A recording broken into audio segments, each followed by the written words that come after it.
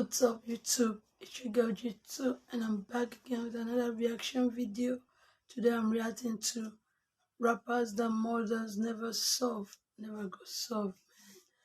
As in, let's just do watching. I won't be talking too much. I just do more of watching. If you like my reaction video, do subscribe, like, comment, and share the video. Turn on the notification bell on, and let's go. Being a rapper is one of the most dangerous jobs in the world, and it seems like it's getting even harder for artists to survive out there. Most rapper murders get solved pretty fast because the shooters leave a ton of evidence behind. But today, we're breaking down the biggest artists in the game who were tragically killed and never had their murder solved. Let's get right into it. Draco the Ruler is one of the best West Coast rappers of his generation. His career never blew up like it should have because he was always dealing with legal issues. When he was finally on his way to the top, he was tragically murdered backstage at a concert. Nobody's been charged with his death, but there's rumors YG's crew was involved. According to reports, their crews ran into each other backstage, and that's when the fight broke out, and Draco ended up getting stabbed in the neck. TMZ reported that the cops are having to use mostly cell phone footage to figure out what happened, but the investigation hit a major roadblock because nobody wants to come forward and work with them. Another rumor about his murder is that it's connected to the death of a rapper named Slim 400, who was shot to death just a couple weeks earlier. Hopefully, Draco's family can get some closure over what happened, but it's gonna be tough to find answers if nobody cooperates. Jada Youngin is one of the hottest new rappers in the South. Back in July, he was gunned down at his I love Jaden Young. I love him, and it's so sad that I get to know him when he was just dead. Like, I love Jaden Young. Rest in peace, homie. Man, I don't know what dead is doing to these young guys, man. But let's do better, man. Let's do better. Jaden Young. crib in a brutal attack. According to his dad, Kenyatta Scott, Jay and him were sitting outside when a truck pulled up and three shooters hopped out. They tried to run inside the house, but that's when two more shooters came around the side of the house and started letting off shots too. Scott started shooting back, and he got hit twice in the arm, and Jay was shot at least 8 times. It was a crazy shooting that happened in broad daylight, but the cops still don't have no suspects in the case. After it went down, Jay's homie, FG Famous, was allegedly arrested for shooting at someone in retaliation, but it's not clear who he was trying to take out. There were 2 other shootings in the city on the day Jay was killed, and the cops think they're connected. So tap in for updates while this tragic story develops. Indian Red Boy was a rapper from LA who was brutally murdered on IG Live last year. He was chilling in his car and chopping it up with a dude named Capone when a shooter walked up and started letting off shots. After he died, rumors started flying that Red Boy was killed because he allegedly disrespected Nipsey Hussle. But according to a dude on IG, that's not what really went down. He says Red Boy and his friend got into a fight in front of their homies over a girl, and Red Boy got stomped out. After the fight, Red Boy allegedly tried going after the same chick again, and that's when he was shot and killed. Killing someone on IG Live seems like an easy way to get arrested immediately, but the cops still haven't named any suspects in the case. Jimmy Wapo was a rapper from Pittsburgh affiliated with Wiz Khalifa. He was only in the rap game for a couple years, but Wapo was already racking up millions of streams and working with huge artists like 21 Savage. But before he could reach his full potential, Wapo got killed in a drive-by shooting in the Hill District neighborhood of Pittsburgh. He was on his way up in the rap game, but the cops say Wapo was heavy in the streets and called him the Hill District Terror. After he died, cops accused Wapo of running a crew called the 1100 Gang and being involved with at least 2 other murders in the city. Nobody's ever been arrested for his murder, but if he was as savage as the cops say he was, there would have been a lot of people in the city who wanted Wapo dead. Snooty Wild was a Memphis rapper who came up in the early 2010s with his track Yayo and signed with Yo Gotti's CMG label. His career simmered down for a few years, but fans were shocked. He was found in a ditch with a gunshot wound in his neck. It's not clear exactly what happened, but back in February, Snooty was found by Houston cops in a ditch by the side of the road. According to a woman who was at the scene, she was trying to get her car out of a ditch, but Snooty walked up and pointed a gun at her. At some point, he started arguing with some other people standing around, and that's when a shot went off and Snooty got hit in the neck. The whole situation's pretty strange. Nobody knows why Snooty would have pointed a gun at a random woman or why somebody ended up killing him afterward.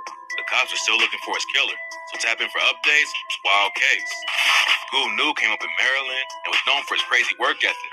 He put out 10 projects between 2018 and 2021 and was popping off with tracks like Stain, No Diss, Hood Rich. But in March 2022, he was tragically shot to death after getting robbed for his jewelry. Goo New's mom said all he wanted was to get his family out of the hood, but somebody killed him before he had the chance. According to her, Goo New actually handed over his watch and chain, but the killer still shot him in the back. Trying to keep your jewelry can get you killed. But even doing the smart thing in the situation. Those kids living a rough life in the streets and putting their parents into pains. You ever wonder what that woman's gone through? And I, damn, those kids need to take their little ass off the street, man. They need to. Handing it over don't guarantee you'll be okay. Hopefully, Gunu's family will get justice for his death, but the police still haven't named any suspects in his murder. Tupac is one of the greatest rappers of all time, but his death was so mysterious that it gets talked about by fans almost as much as the legendary music he left behind. In September 1996, Tupac and Suge Knight left their... Tupac, that's my legend right there. And he's dead, still unsolved. Man, that's so tragic. Pac, life. Hotel to go to Sugar's Club 662. While they was driving down the strip, the Cadillac pulled up to their car and started letting off shots. Pac got hit 4 times and was rushed to the hospital, but he tragically died a few days later. There's all kinds of rumors about who was behind the hit. Some people think Diddy took him out to put the East Coast up in the war against the West. Others say Suge had him killed because Pac wanted to leave Death Row Records. And one of the most popular theories is that Pac didn't actually die that night, and he's off living in peace somewhere far away from the rap game and all the drama. There's not enough evidence to prove any of the rumors 100% though, and fans will never stop debating about what really went down that night in Vegas. KTS Dre and his brother KTS Vaughn were 2 of the most feared rappers in Chicago. Their crew, Kill to Survive, had wild beef with sets like NLMB, and last year, street activities caught up to Dre. Dre got arrested for violating his parole, and his fiance posted a $5K bail. Even though he made bail, they ain't let him out till the next day, and Dre's grandma and fiance met him at the jail to take him home. After Dre was released, the 3 of them started walking back to their car. That's when 2 cars pulled up and started letting off shots. Dre's grandma was hitting her knees, and Dre caught an insane amount of 64 shots and died at the scene. It was a crazy attack, even for Chicago. Killing someone right outside of a jail is wild, but the cops still haven't arrested anyone for his death. Rumors say that NLMB was involved, but as of today, nobody knows for sure. Lil Marlo was Lil Baby's best friend and actually got him into the rap game. Both of them are hustling in the streets full time, but one day, Marlo hopped in the booth and he convinced Baby to do the same. Baby took it far in the rap game, but Marlo saw the foot in the streets. He had some buzz in the industry and was signed to Quality Control, but hadn't blown up like his homie Lil Baby yet. 2 years ago, cops found Marlo dead in his car on I-285 in Atlanta. He had been shot multiple times and crashed the whip, but they've never had enough evidence to arrest anyone for his death. After he died, rumors were flying that the hit was meant for Baby and there was a bag on his head. But Baby hopped online and said all of that was cap. It's not clear who took... No, I'm not crying though. Just feeling sleepy and kind of, this is like 3 a.m. in the morning, man. Feeling sleepy. No, I'm not crying. Come out, but Marlo was definitely the target. Unfortunately, he didn't leave the streets behind like Baby. That decision may have led to his tragic death. E-Day was involved with the Chicago drill scene back when Chief Keef was first blowing up and putting the wave on the map. But besides rapping, he also rapped 600 and had both feet in the trenches.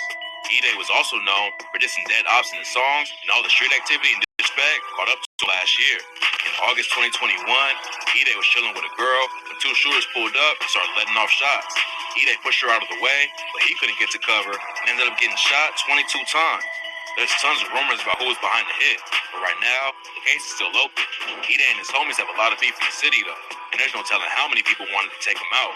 Young Mozzie was a rapper from Atlanta who survived getting shot at a Waffle House and tweeted, "God made me bulletproof." But just a few months later, he was caught again and was shot and killed outside of a pizza shop. It's been 5 years, and the cops never made any arrests. But Mozzie's girlfriend, Kat Stacks, said he got backdoored by his own people. According to her, Mozzie's homies called her an hour after he died and told her they were the ones who killed him. There's no evidence to prove her story though, and it don't make any sense to call up the girlfriend of a dude you just murdered and tell her what went down. At this point, it don't seem like Mozzie's family and fans will ever have a concrete answer about what happened to him, but that can always change. LA is one of the most dangerous cities to be a rapper in, and in 2020, an artist named Mac P. Dog was shot to death in Koreatown, and a woman were chilling in their shots. Both got hit, but unfortunately, Mac's wounds were too severe, and he later passed away. The shooter hopped in the vehicle and smashed off, and the cops never found a suspect in the case. Mac was associated with Shoreline Mafia and had tracks with Phoenix Flexin and Ojeezy. He was grinding hard in the rap game trying to blow up. He was taken out before he had the chance to really make it. Nobody knows why Mac was killed, but now he's another LA artist who was taken too soon. Bambino Gold and his cousin Kendrick Stokes were seen at a county fair in Alabama together. Gold was a rapper, Stokes was a promoter in the industry, and they both disappeared at the same time. After they were spotted at the fair, both of them just vanished. Their friends, family, and the cops all started searching immediately. They couldn't find any traces of evidence. Then 2 weeks later, somebody walking on the road saw a body that turned out to be Bambino Gold. Cops knew his cousin was probably close, and they ended up finding his body a few miles away.